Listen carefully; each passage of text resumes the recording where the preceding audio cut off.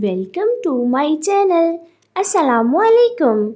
हमारा आज का बेबीज़ गर्ल्स नेम है उम्मे हानी। उम्मे हानी के इंग्लिश में स्पेल्स हैं UMMAHANI हानी, उम्मे हानी।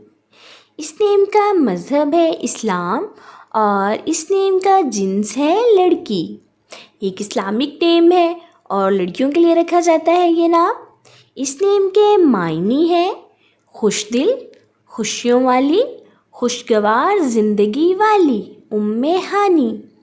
इस नेम के हरूफ की बात करें तो उर्दू में 6 हरूफ के साथ एक लफ्ज़ बनता है और इंग्लिश में इसके 8 लेटर्स 1 वर्ड।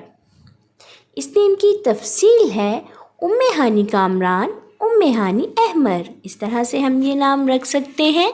आप भी अपने नाम का मायने जानने के लिए कमेंट्स में अपना नाम लिखें और मायने जानिए।